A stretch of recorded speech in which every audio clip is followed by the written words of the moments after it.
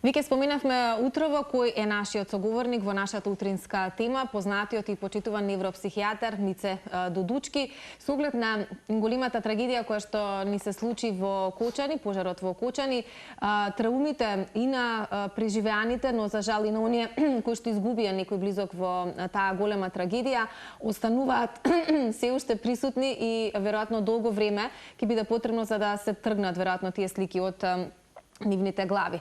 Во едно неодамнашно интервју на нашиот денешен соговорник сподели самиот тој дека стануваше збор за дизастер медицина или медицина при масовни несреќи, каде што е потребно ургентно пружање на психолошка и психијатриска помош на преживеаните кои што претрпеле и физичка, но и психичка повреда, како и дека е потребен третман на членовите на семејството и на нивните блиски, не само кај починатите, туку и кај повредените.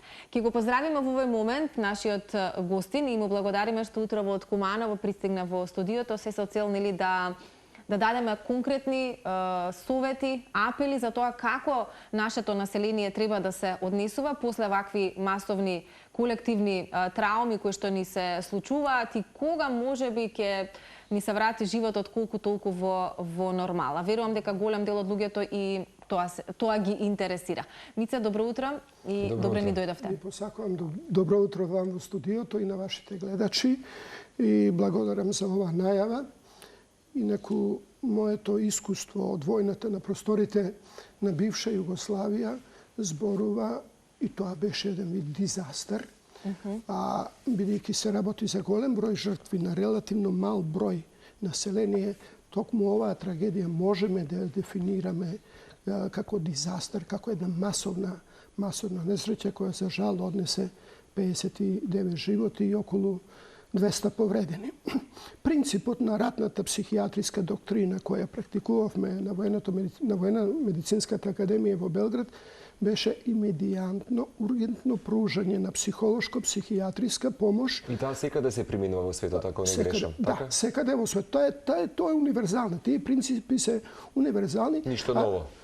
Ништо ново, само она што веќе искуството го покажало, само го применивме принципите на таа доктрина, да пружаме имедијатна стручна помош во конкретниот случај на самата борбена линија во Западна Славонија, во Книн, каде што бев како лекар-доброволец и пружавме здравствена заштита на сите завојувани страни, поготово на цивилното население и одлучивме персоналот на ПЗО-анима тоа и да го спроведеме така да на денот на погребот на овој кој беше траурен, кој беше травматичен за сите, Кочани беше обвиткано во бол, во тага, во една атмосфера која беше мачна и тешка за сите, бидејќи немаше човек кој ќе ги погледнеше оние 31 хумка нови светли гробови, јас ги нарекувам, на кого не му се кинеше срцето од тага за оваа страшна трагедија. Што е битно во почитување на принципите на оваа доктрина? Моите ценети колеги од клиниката за психијатрија и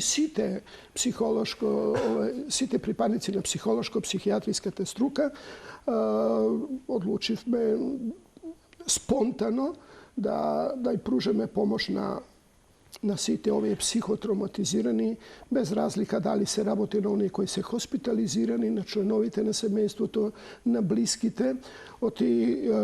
Травмата беше не само индивидуална, кај овие споменати лица, туку беше колективна. Целата земја беше обвиткана во траур за загуба на овие млади животи. Мице, зошто е важно во тие часови веднаш по незгодата, веднаш да се реагира, затоа што вие и дента по несреќата ви имавме во едно онлайн кратко вклучување, напоменавте дека треба да се спречат, да се превенира, дека тоа е многу важно за да се спречат одредени последици по менталното здравје, кој што понатака можат да настават. Треба веднаш да се реагира, меѓутоа од друга страна пак ќе си кажеме, господин Мице, дека не треба да ги потиснуваме чувствата, треба да излезе и плачот, и тагата, и бесот, кои што се природно очекувани реакции. Се разбира, постои ние велиме психоанализа на жалоста.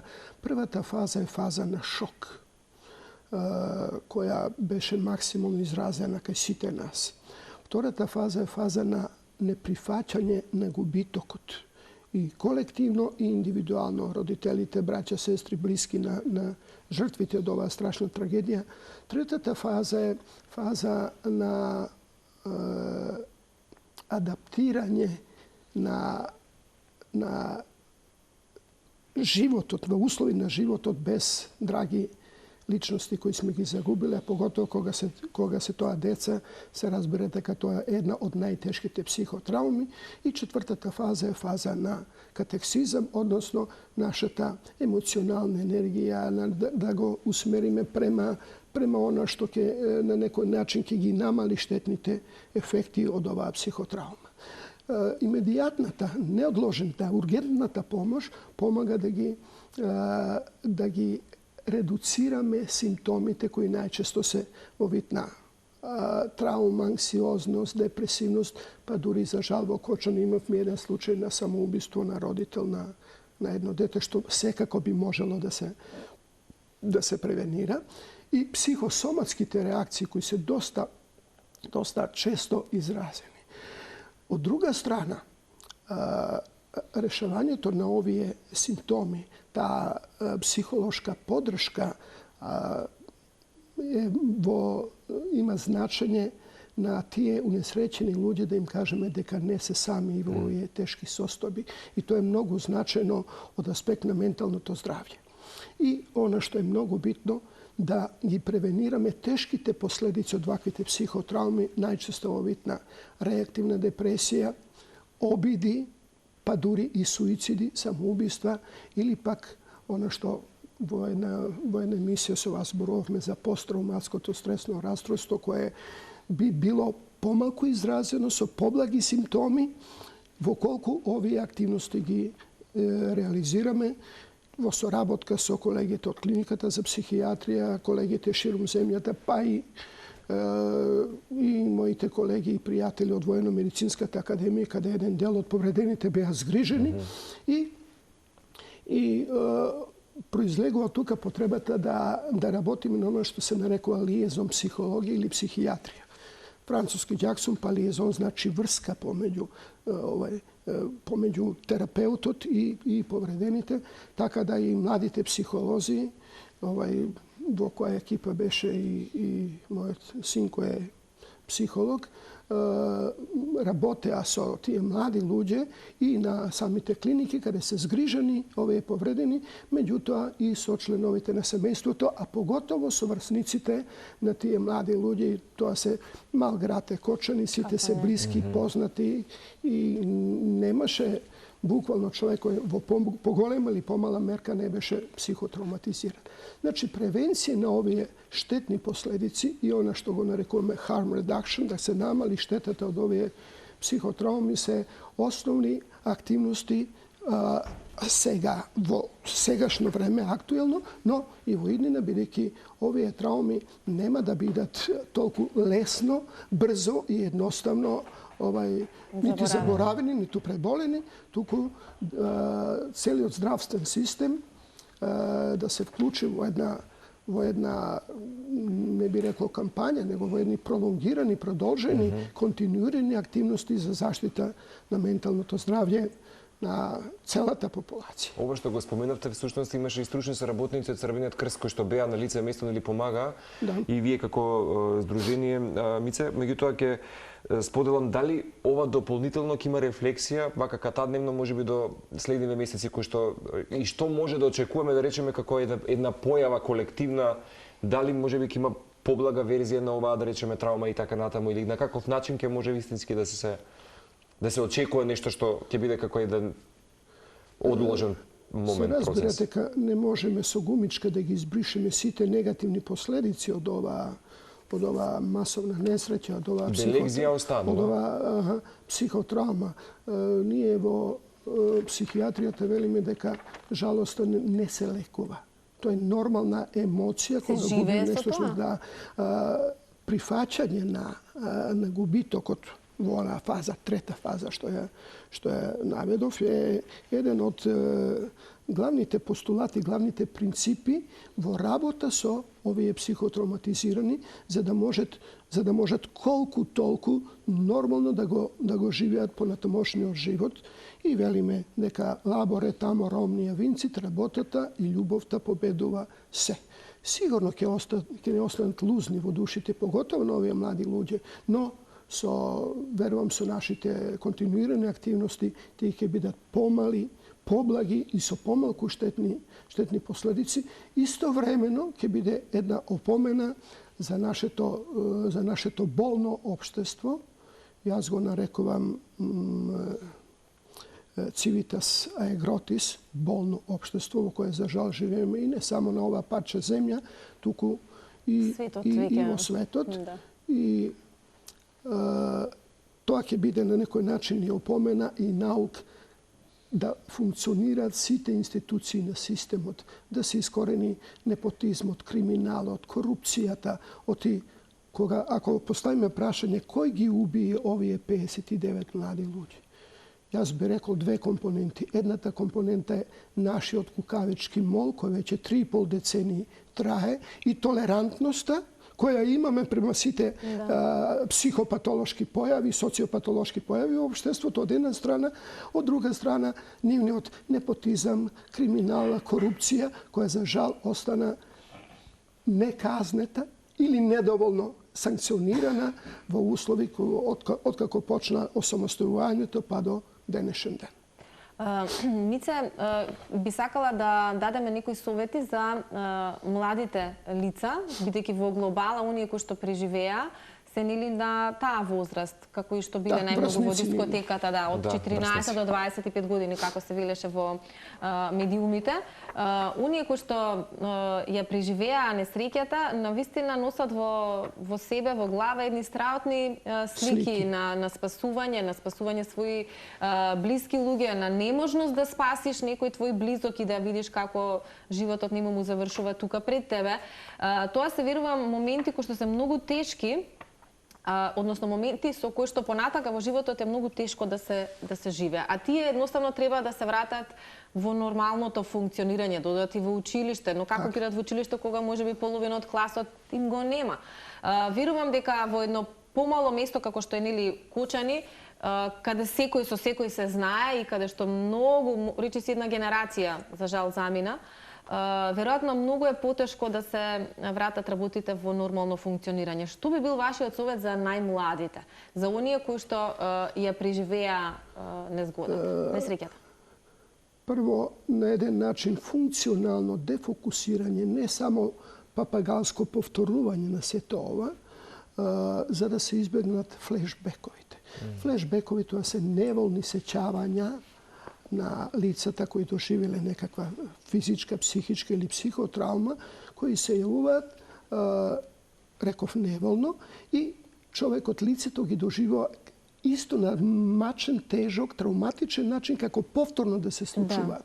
И тие флешбекови се во основа еден од главните симптоми на посттравматското стресно растројство. Се разбира, постојат техники, психолошко-психијатриски техники, бихевиорални пресе, тие млади луѓе што поскоро да ги враќаме во нормалниот секојдневен живот. Тоа е учење, рекреација, спортски активности, дружење, комуникација. Искуствата велат дека во општества кои се компактни, па дури во примитивните племиња во Амазонија, во Африка, кога таа болка ќе се подели, ќе се на некој начин дистрибуира, ќе се дифузира кај повеќе припадници на самото, да кажеме, племе, на самата средина, тогаш таа станува помалку болна за секој поединец. Тој грегарен афилијативни мотив на заедништво треба да го форсираме во општеството. И сега имаме една алиенација, една отуѓеност на човек од човек, што сигурно е негативен фактор во справување со последиците од овие психотравми. Од друга страна, едукацијата,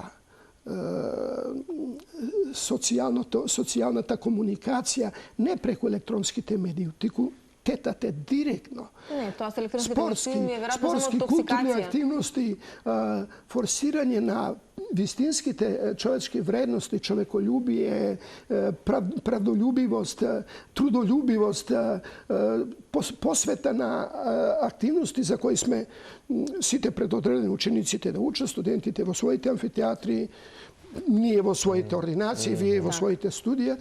Значи, што побргу да се враќаме, се разбира не со цел тоа да се заборави, да се избриши од индивидуалното и од колективното сеќавање, туку на некој начин да се дисперзира, за да овие болки, овие травми бидат што помали и со што пократко траење. Би сакал да ја прашам, господин Мице, да, ова не е изолиран настан, мислам тоа го поседочивме и колективни, дека некои препораки за справување со криза навистина се корисни, нели, и соодветни заедници, училишта, например, кои што треба да се ангажираат околу младите.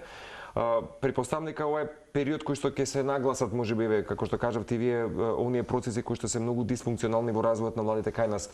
Би сакал да го адресирам и ова следно прашање до вас. Го читав последниот период, го поставив на неколку баш и мои блиски луѓе. Што е за оние кои што ќе се стават во чувството на преживување, односно сметаат дека не бев јас дел од таа екипа и чувство на вина дека преживеале. Така на некој начин. Да, и тоа е психолошки сосема разбирлива една реакција, бидејќи и самите млади луѓе во тој стампедо, во никакви услови за една таква институција да работи, чувствуваат некој чувство на вина. Зошто јас останам жив, а моите блиски се другари, пријатели починати, и тоа на начин, на најстрашен можен начин. Едно е од изгорениците кои поголем дел од телото го зафатили. Друг е задушувањето на јаглерот моноксид. Хемискиот пнеумонити со дишување на тие гасови, и трето и многу важно, при сугорување на ваквите синтетички материјали се ослободува јаглерот моноксид. Јаглерот моноксидот има 10 пати повеќе афинитет за врзување кон хемоглобинот, и наместо да се создава оксихемоглобин кој преку крвта го носи кислородот, поготово во мозокот и во сите органи, овде имаме буквално труење со метхемоглобин, односно со јаглерот моноксид. И тоа е не само изгорениците, туку и ова труење со јаглерот моноксид е една од главните причини за вака голема смртност кај овие млади луѓе. Се извинувам. Значи, треба на некој начин да ги либерираме, да ги ослободиме тие млади луѓе од вина. Зошто не можеле да направат повеќе од што направиле? Имаме и случаи каде што една пожртвувана со едно буквално херество од нивните врсници, но сите не биле во можност така да постапат, и секако дека тие светли примери треба да се на некој начин да ги охрабрат тие млади луѓе, пред се во анулирање на чувството на вина. Виновни сме не сите ние, него институциите на системот кои во овој случај потврлиле ради криминогени активности, ради корупција, ради нефункционирање на службите, од, да кажем, управата за јавни приходи преку полицијата. Ако сте проверувале на вратата што ќе бараат малолетници во 2 часот по полноќ, па и другите. Ако треба да се организира такви концерти, треба. Па зашто тоа да не е во период од 20 до 22 часот, а не во ова никакво време, каде што веќе и вниманието и попушта на тие млади луѓе. На самиот апел да се напушти објектот, тие реагирале панично. Плюс тоа непостоење и на вентилација, и на врати, и средства за гасење на пожар. Тука има многу криминал. Така да, овие млади луѓе кои се жртви, не само повредените, туку и овие кои ги проживеале овие страшни психотрауми, не треба да има чувство на вина. Виновни се институциите кои довеле до една ваква трагедија, и тоа треба да биде не само сега кампањска активност, да се спречат сите овие неправилности, и јас ги нарекам слободно криминални активности, туку да биде една континуирана активност во почитување на правилата, на узусите, на нормите, на законските одредби кои за жал со години не ги почитува. Веројатно и оттаму оправданиот гнев и бес кај сите граѓани, значи не само на овие кои што се нели најзасегнати, тоа се покажа со тие мирни протести кои што се организираа, веројатно и допрва ќе се случуваат многу работи каде што народот ќе на тој начин ќе може да го искаже својот бес и гнев кон системот. Можеме ли да прогнозираме дека нормално ќе можеме повторно да живееме? Иако велиме нели дека ваквите големи трагедии не ги забораваме. Да, лузните стануваат секако. Учиме да живееме со тоа. Нашите реакции во вид на револт, гнев, бес не треба да се стишуваат, не треба да се ограничуваат што актуелните власти го прават. Напротив, треба јасно и гласно да го кренеме гласот против ова извитоперен систем на вредности, и тој представува во психолошка смисла еден вентил каде што на тој начин ќе се спречи една ауто или хетероагресивност, и такви реакции се очекуваат. Значи, со ваквото масовно собирање на младите луѓе, со масовни протести кои не треба да бидат во секој случај насилни, туку треба да бидат прво опомена и барање да профункционира правната држава. На тој начин не се оди кон рушење на системот, туку кон воспоставување на норми, на однесување на сите аспекти, на сите чинители во овој наш општествен систем, поготово на оние кои се на власта и кои ги имат сите пологи за да овозможат едно нормално живење на граѓаните на Македонија. Што би советувале, да речеме сега во моментот еве како мало место Кочани, што велите просветните работници се знаат едни со други, се ги чувствуваат како сопствени деца, за жал и оние кои што го загубија животот, да речеме, бидејќи оваа колективна трагедија може процесот кај некои на жалење допрва ќе се, да речеме, ќе започне уште повеќе, што би дале како еве апел, фокус кај просветните работници, како да ги анулираат и како да го навигираат можеби своето емотивно чувство сега во моментот кога ги имаат другите, ги немаат. Еве еден пример. Додека работев за време на војната, на Војно-медицинската академија, имавме пилоти неколку кои заради хавари или погодени авиони беа катапултирани и се спуштиле, авионот го смериле да не направи штета на објектите и на лицата на земјата. Ние ја применивме таа доктрина, тие што побргу да се вратат на секојдневните активности. Ама тој доживеал таква хаварија, пилотот, дали тој не е способен повторно да пилотира? Го враќавме во единице, како велиме, во матичната единица. Дел од полесно психотравматизираните на борбените линии ги враќавме поново во борбена линија. Значи, не треба да настане секундарна виктимизација и стално папагалски повторување, но него враќање, поддршка се разбира, на тие ученици и враќање во секојдневните активности. Днес школски и воншколски активности, рекреација, спортски активности, интензивно дружење на еден поприфатлив, социјално поприфатлив начин, за да, што реков со оној грегарен афилијативен мотив, да се намалат штетните ефекти од овие психотрауми. Тоа се сите чинители во општеството, тоа треба да го правиме. Од родителите, од блиските, браќа, сестри, учениците, наставниците, па и вие како медиумски работници, да дадеме еден максимален допринос оваа трагедија да биде со што помали последици. Мице, вие и голем дел од психијатрите, психолозите во нашата земја бевте на ниво на задачата во овие најтешки моменти, но како вие ги пребродувате?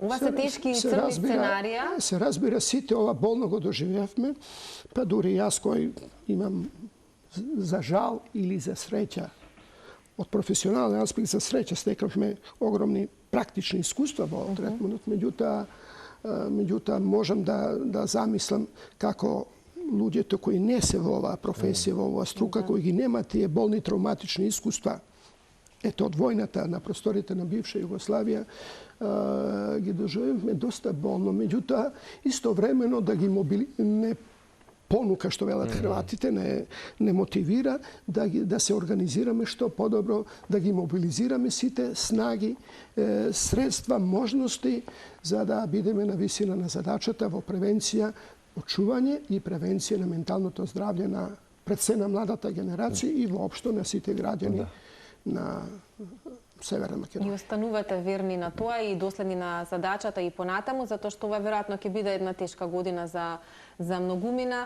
но она што и сакавме да го потенцираме со овој разговор е колку е важно да го негуваме менталното здравје и мислите кои што секојдневно сите нас не оптеретуваат, без разлика дали се позитивни или негативни, треба некако да научиме да менаџираме со истите. Се надевам дека со сите овие совети кои што доаѓаат од вас и од вашите колеги низ медиумите ќе постигнеме некое ниво на регулација конкретно со менталното здравје кај нашето население. Ова не опоменува да изготвиме една и да ја модерираме на некој начин, да ја прилагодиме државната стратегија за заштита на менталното здравје, бидејќи овој извитоперен систем на вредности прави и некоја општествена психопатологија.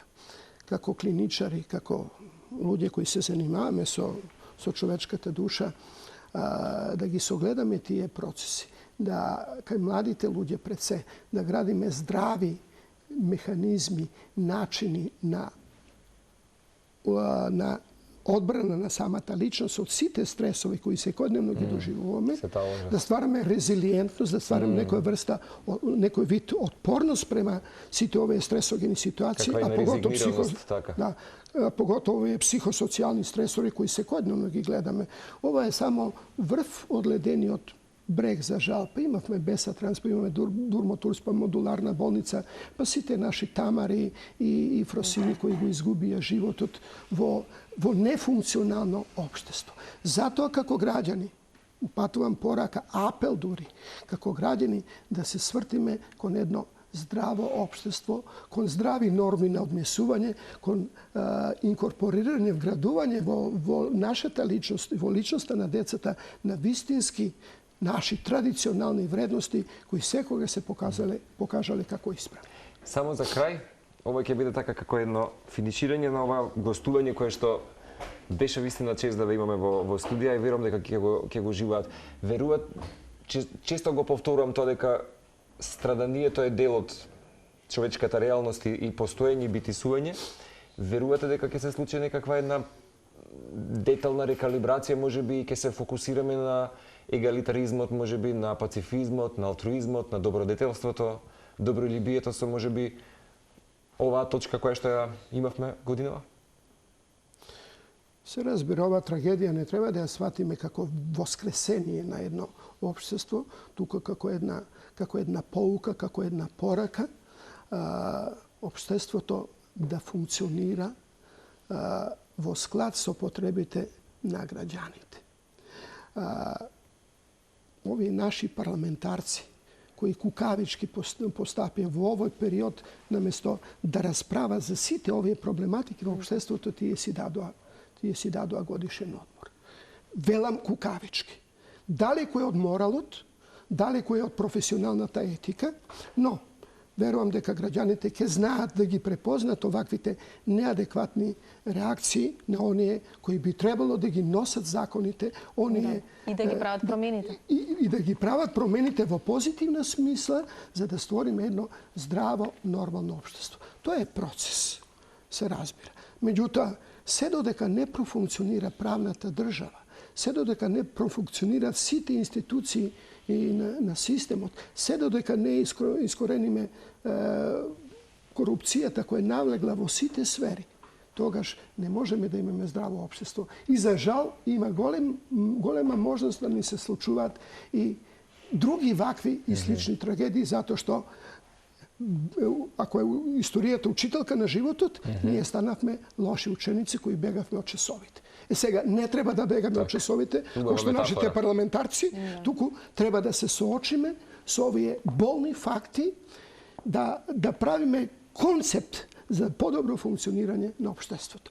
Ова сега е во сфери на некоја социјална психијатрија, но не можеме како слободомислички луѓе да останеме глуви и неми на сето ова што се случува во нашата држава. Одлична алегорија и метафора дадовте на се ова. Како поранешен мајор од Војна медицинска академија, каде што ја учесте оваа стратегија и доктрина, се надевам дека сите ова убави овие, да речеме, техники и совети и баш ова ваше излегување денеска беше пример и доказ за ингениозноста која што ја поседувате и децениското работење со, за жал, можеби вакви ова ингениозност е претерано, не, туку е обичен професионализам и придржување кон принципите, правилата на струката и науката. Ништо повеќе, ништо помалку. Именно.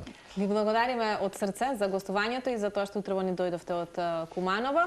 Секако остануваме и понатаму да бидеме во комуникација и секогаш не велам, за жал се гледаме за вакви неубави работи, но вашата проблематика опфаќа и други теми, па се надевам дека нешто слично позитивно ќе договориме во некоја следна средба. И вам ви благодарам за љубезната покана и секоја стојам на располагање, не само кога се во прашање вакви немили настани, туку воопшто кога зборуваме и за функционирањето на државата, за проблематика на граѓаните, за сето она што можеме да бидеме од корис на гледачите. Ви благодариме многу.